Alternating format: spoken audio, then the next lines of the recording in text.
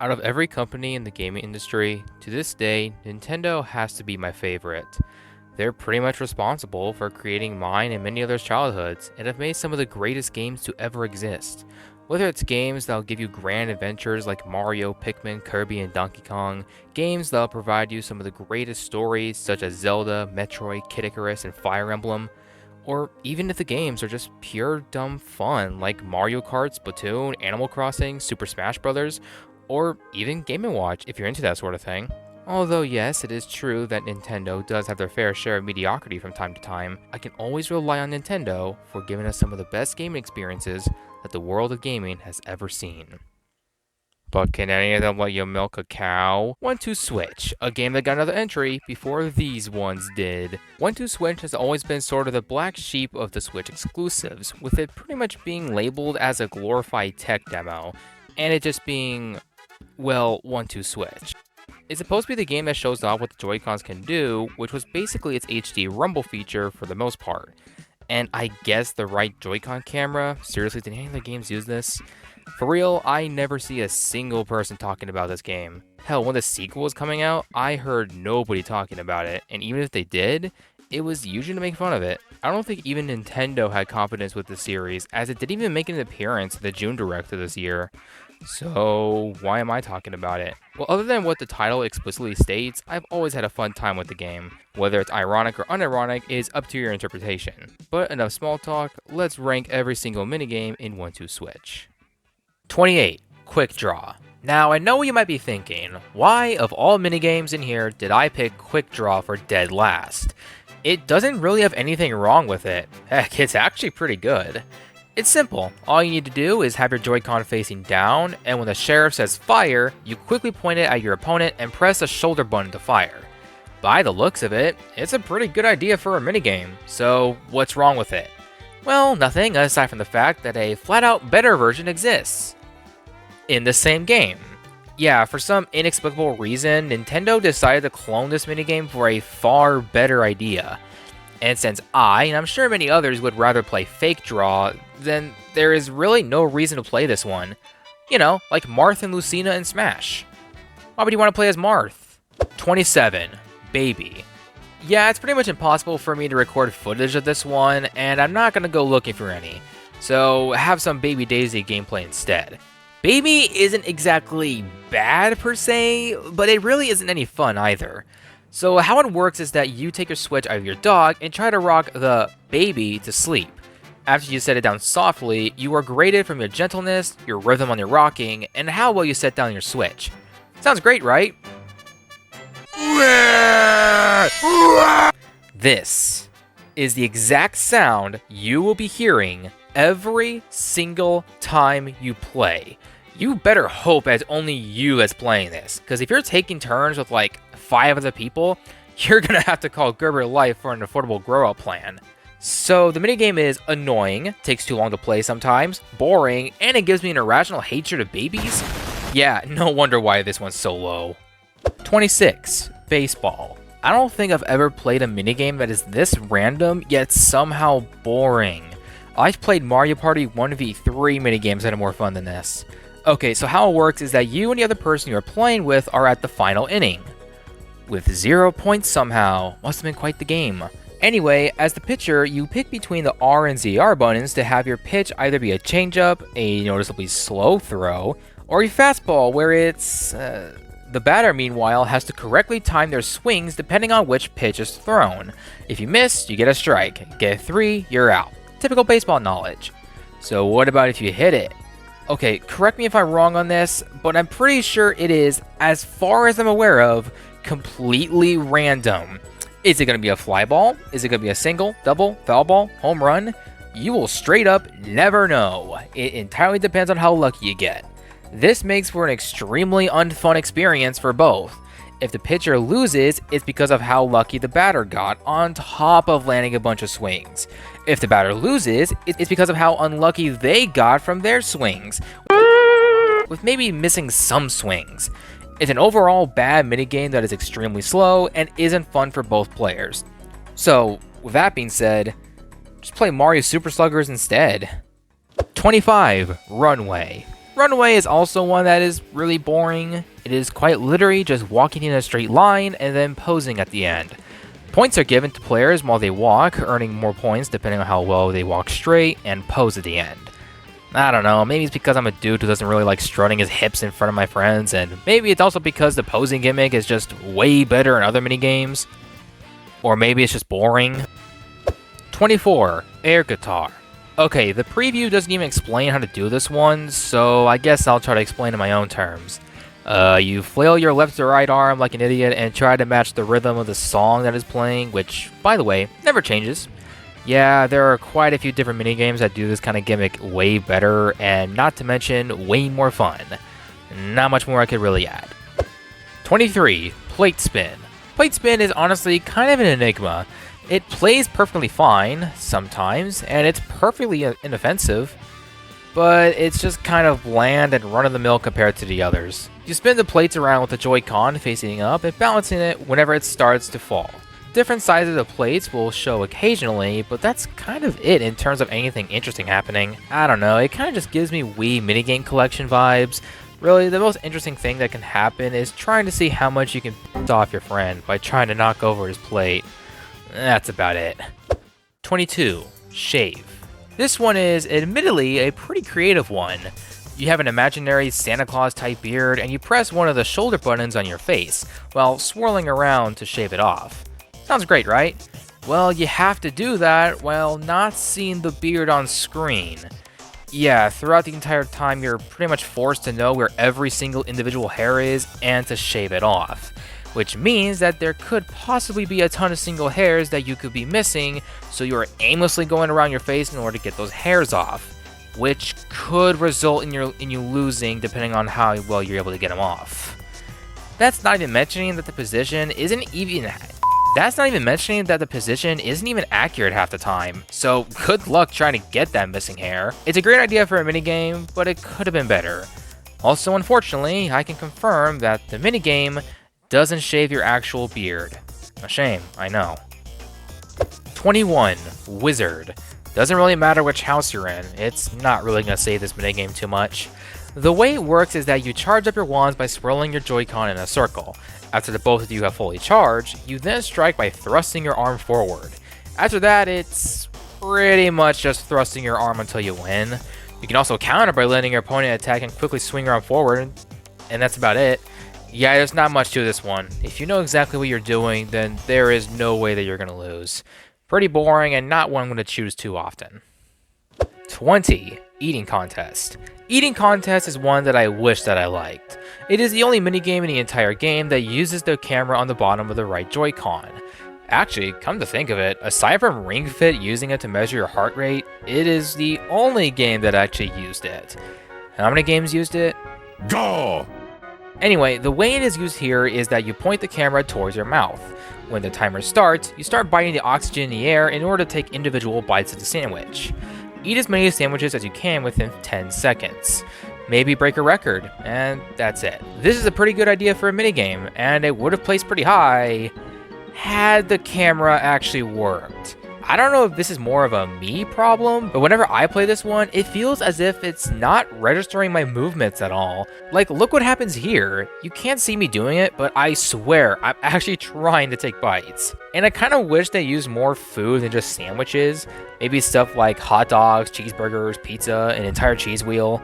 Variety does wonders when making minigames like this. It also doesn't really work well in the long term. If you play this more than twice, your mouth will probably not feel too good after it. So overall, a great idea, just with poor execution. 19. Beach Flag. Beach Flag is another that doesn't really do anything wrong, but is something that doesn't really interest me as much as the others. It's simple. When you hear the whistle, run in place as fast as you can until you can feel the vibration from your Joy-Con. When you feel it, quickly swing your arm up and you win. Nothing really too major, I just personally prefer the other games over this one. 18. Ball count. Now we're getting into the minigames that use the HD rumble wonderfully. In this one, there are a set amount of balls in the inside of your Joy-Con. Roll around your Joy-Con, count how many you think are in there, and see who gets it closest or spot on. Again, a pretty good use of the HD rumble, though it's a bit on the basic side, and you'll eventually figure out how to correctly count them all, and it'll get pretty dull as you could just correctly guess them every single time. 17. Telephone. Telephone is typically the one that players will play first after unlocking all the minigames. So let's see if it's a good first impression. It's quite simple. You and your opponent set down the Joy-Con on its side and wait silently until you hear a ring. When you do, you quickly pick up the phone and say hello. Well, at least that's what the game tells you. You can say damn near anything and it'll give you the win. It's pretty fun, though it does get a tad bit boring the more you play it. Really, the most fun you can get out of this is what kind of ridiculous phrases you can say to win, such as 16. Zen. Zen is an interesting one. So how it works is that the game gives you and your opponent a pose, and the two of you need to recreate that pose and go as long as you can with it. If you move too much, or if you aren't balanced enough, one of you will come out as the winner. It's another minigame that is kind of just okay, and is one that doesn't really seem uniquely made for the Switch. It's more in line for a Wii Play minigame, if that makes any sense. 15. Safe Check.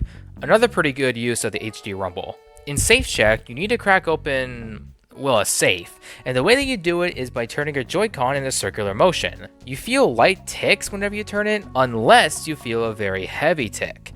When you do feel it, you must have your Joy-Con stay in that position as it's in the cracked position. The winner is decided when either you or your opponent crack it 3 times.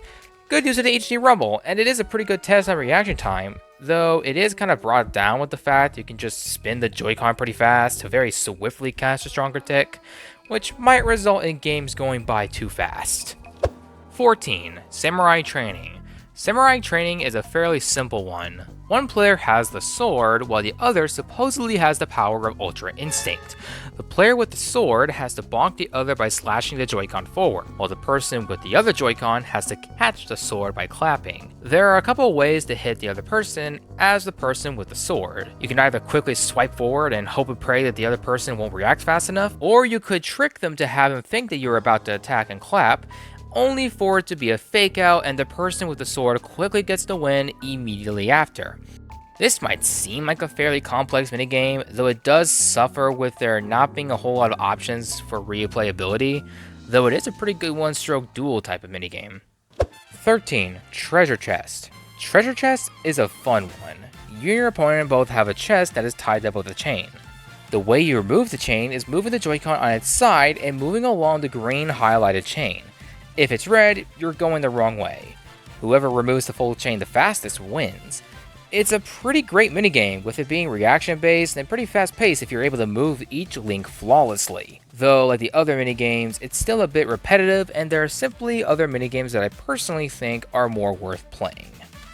12. Dance Off. This one is in a weird position because it's in an in-between where it's fairly unique, yet not really at the same time. So how Dance Off works is that you need to be dancing constantly until the game tells you to pause in the position you are currently in to earn points. I believe you earn more points based on how many unique movements you do, though I could be wrong on that, and I'm pretty sure you gain more points depending on how motionless you are. I'm not exactly sure because the game doesn't explicitly tell you that. Really, you could just flail your arms around and can probably rack up points very easily from that. The main thing that is holding this back is that there is already a better variation of this game, and there are also already many minigames that have similar gameplay to this. Though it's not as egregious as Quick Draw, as it's not a carbon copy of another, which I'll get into in a bit.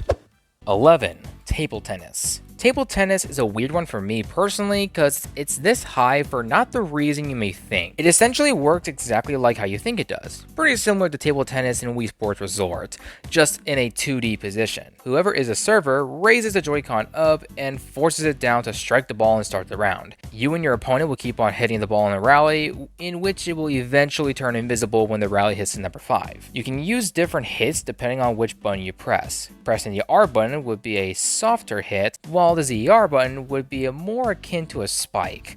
Whoever gets to 5 points wins. It's decent on its own as a multiplayer game, though I just think there are better multiplayer games in this collection. However, I rank it this high because I personally like this on a solo level. Remember that rally thing I just mentioned? Well, that's basically how I like playing the game, as it tests how long you yourself can go on and how much of a rhythm you have. It's just something that you don't really get when playing with another player. This is the only multiplayer minigame in here that I'd rather play solo.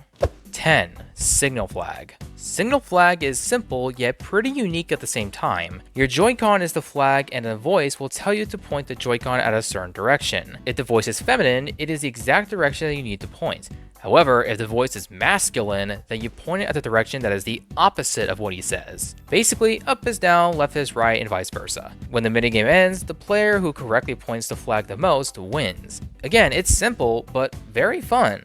It's a great test of both your ears and reaction time. 9. Boxing Gym. This minigame is pretty much the closest we're going to get to a Punch-Out game on the Switch, isn't it? Boxing Gym is pretty much like a mixture of Signal Flags and Gorilla. There will be an off-brand Doc Lewis telling you what motions you should do with your Joy-Cons. He'll tell you to either perform a hook, jab, or an uppercut. Whoever does the action faster gets that point.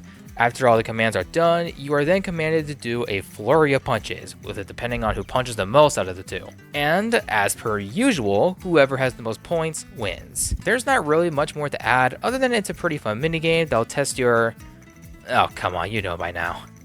8. Sword Fight. Personally, I would have named it Gladiator, but Sword Fight can be surprisingly fun. Both you and your opponent have 5 hearts and have 2 actions that you can do: guarding and attacking. You guard by holding the ZL and ZR button, and you attack by slashing forward with your Joy-Con. It can be a simple minigame, though the real fun comes in for things such as improv opportunities, or trying to read the other player's movements and try to predict what they'll do next and then strike when you can. It's brought down a little bit for potentially lasting a little too long, but at least it ain't boring. 7. Fake Draw. Finally, I can actually talk about how good this kind of minigame is. So remember everything I said earlier about Quick Draw? Well, it's basically that, but with a simple, great twist. Instead of saying fire immediately, the sheriff will say various other words that start with the letter F, such as fur, flower, fountain, or FNAF. And the players have to wait until he says fire, and then they can see who was the fastest. This is a way better way to put this type of minigame onto Switch, as it not only tests your speed, but also reaction time to when the word is actually said. Why both this and Quick Draw were included, I don't know, but I think it's safe to say that you should choose this if you're ever in the mood. 6. Joy-Con Rotation. Joy-Con rotation is a fairly unique one. You and your opponent set down the Joy-Con on its side, and when it's your turn, you slowly pick up the Joy-Con and very slowly turn your Joy-Con in a clockwise or counterclockwise direction, depending on how you're feeling. When you turn it, the angle will increase, and if you successfully set it down without moving the Joy-Con too much, is the same amount of points you get when you set it down. Both players are given 3 chances to rotate and set down the Joy-Con in order to get the most points in total. This is an excellent way of using a single Joy-Con, and one that I don't really see in many Switch games, if at all. It's a great test of patience, yet so competitive at the same time. I still remember losing my mind when one of my friends got over 300 degrees on one turn and somehow landed it.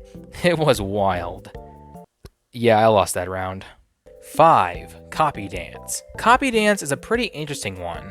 At the start, the person with the left Joy-Con poses, in which the person on the right would have to, well, copy it. After a few times, the game switches the roles. The right one poses while the left one copies it. At the end, the winner is decided on who has a higher percentage, which is judged with the poses, how much energy you put into it, and how well you time it. Like all the other ones, it's relatively simple, but it has so many possibilities behind it. Since there are already a ton of poses that the human body can do, you can do practically anything. Just don't use it for any nefarious purposes, okay? 4. Gorilla. This has to be the weirdest minigame in the entire game, and it's not even close. It's mating season, and you play as King Kong or the gorilla that ripped SpongeBob in half to attract a female gorilla that's hiding in the bushes. She is attracted to the ape who has the best rhythm, and to see who is the best, she sings and you and the other player have to match it by moving your arms toward your chest to the same rhythm. It should be noted that you're not supposed to be hitting your chest every time you do it, and the game will knock you down on that. So try your best not to do it. When she's done singing, both players have to rapidly move their arms towards her chest to try and generate the most love towards her. Whoever gets the most amount of appeal points, which is judged by both the rhythm and performance, wins. Again, it is a pretty weird minigame, but it's also kind of fun. Not entirely sure why that's the case, but trust me, you and your friends will have a ton of fun with this one. 3. Milk.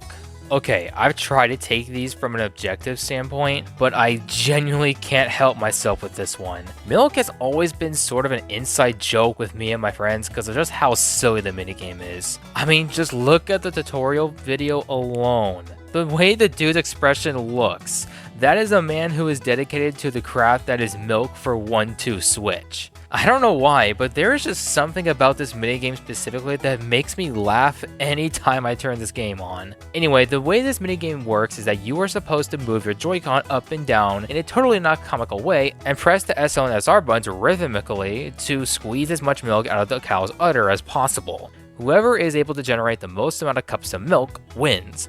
So on its own, it's nothing really too special, but it honestly gets funnier the more you play it, and it can be fun and satisfying to get the rhythm just right. 2. Soda Shake. Soda Shake is practically the definition of simple yet effective. You only need one Joy-Con and you can include any number of players for this one. You could have a dozen players if you really wanted to. So how it works is that you take the right Joy-Con and you choose which player will take it. When the player is chosen, they begin the game by shaking the Joy-Con for however long they want. When they're done, they pass it to another player of their choosing unless there's only 2 players playing, in which they can just pass it to each other. The best part about this one is that you can tell if the soda is close to popping with how much your Joy-Con is vibrating, which acts as a fizz. This is such a good detail and creates a new strategy when passing it. Do you continuously shake it, get it closer to popping for another player, and risk getting self-destructed? Or do you cautiously shake it and try to be as safe as possible? Of course, whoever makes the soda cork pop first loses. That would be where it ends unless you and your friends do an elimination system and see who was the last one standing. For an extremely simple concept, it's surprisingly in-depth and really fun with a large group of friends. 1. Sneaky Dice. Sneaky Dice is a really interesting one and was a really easy answer for being the best minigame out of this entire collection. Both you and the player use the Joy-Con to roll your dice. After you both are done rolling, you set your Joy-Cons down to reveal your number. But you won't actually get your roll. Instead, you'll get your opponents with the same going to them. You'll feel how much your opponent gets with how many times your Joy-Con vibrates. Now, here's when things get interesting. You're supposed to get the highest score at the end of the game, because of course. But you and your opponent have to try their best to prevent that from happening. If you feel that the roll that the other player got was too high, you might try to convince them that they should re-roll by telling them that it's too low. Or if they have a roll that's low, you could convince them to not re-roll and tell them that it's either just fine or really good. But the thing is, those are not the only ways to interact with this sort of thing, especially if you can act really well. Let's say that your opponent ends up getting a 4. Pretty pathetic roll, right? Well, you could start out by saying it's a low roll, but you could either crack a smile or try to do a convincing laugh. Unless your opponent can see through your act, this could make them think that you're lying, when you were actually telling the truth the whole time. There are just so many ways that this game can play out, which makes it such an ingenious minigame. And really, it actually feels like that this one would only work with the Joy-Cons. It wouldn't really work with something like, say, the DualSense controller for PS5. While that controller can do the same thing, it's far too big, and its vibrations are too noticeable. But the Joy-Cons, they are small, and their vibrations are really subtle, making it a fantastic use for this minigame. And that's the whole ranking of the 1-2 Switch minigames. Overall, I'd say that despite some pretty solid minigames, it's still not really worth getting the game unless you can find it at a decent price. Heck, I didn't get this game individually, I got it from a Mario Tennis Aces bundle of all things, which is honestly what this game should have been. A pack-in title akin to what Wii Sports was originally. But I'm still glad to have played this game as it's still a lot of fun, no matter how dumb it might get. And before you ask, no, I'm not getting everybody 1-2 Switch just to rank the minigames. Go away and drink your milk or something.